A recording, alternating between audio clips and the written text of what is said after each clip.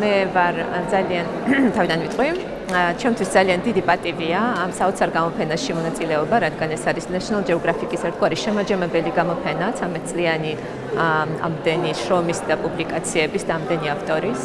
ჩვენ მქონდა რამდენიმე პრინტი სხვადასხვა წლებში და ძალიან მიხარია, რომ აირჩა ბოშების სერია, რადგან არ არის ეს ცნობილი სერია, ფაქტიურად ფართო საზოგადოებისთვის სრულიად უცხოა, რადგან გამოფენა არ ყოფილა და ვფიქრობ, არის ძალიან საინტერესო ჩემთვის ამ სერიით საზოგადოებასთან საუბარი დღეს განსაკუთრებულად, რადგან დოკუმენტური ფოტოგრაფია ჩემთვის არის ღირებული ყველაზე მეტად ალბათ იმ პროცესში, როდესაც ჩვენ ვცდილობთ ადამიანებს გაუჩნდოთ მეტი ემპათია ერთმანეთის მიმართ და ბოშები ზუსტად არის ისეთი, ესე ვთქვათ, უმცირესობა, რომელიც ცოტათი მარგინალურად არის ხანდახან წარმოჩენილი და მე ვცდილობ დავარღვიო ეს სტერეოტიპები.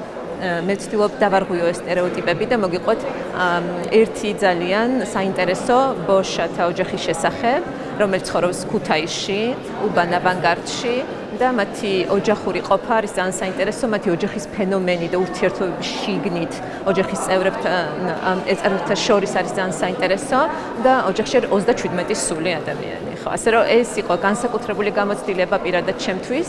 ძალიან მიხარია, რომ National Geographic-ი არსებობს საქართველოში და ძალიან დიდი მეც ვიტოვებ, რომ ჟურნალი იარსებებს და გააგრძელებს ქართული ავტორების პუბლიკაციას. თუ გინდა დაჭერი და რაღაცა. ხო. ამდენი საავტორო პროექტის ავტორი სახელი არ მithქვია პროექტის, ხო, მაგრამ თქვა, ხო. ხო. ეს პროექტი ხარ ბარემ. ხო. ამდენი საავტორო პროექტის ავტორი ხარ, ამდენი გამოცემასთან გითანამშრომლეთ. ამ გამოცემას რა არის განსხვავებული სპეციფიკური თუ შეიძლება რაღაც ამასაც რაღაც განსხვავებული National Geographic-ი მსოფლიოში ითვლება ერთ-ერთ ყველაზე კომპეტენტურ, მეცნიერ ჟურნალისტიკურ და ასე ვთქვათ თავიდან დავალაგებ.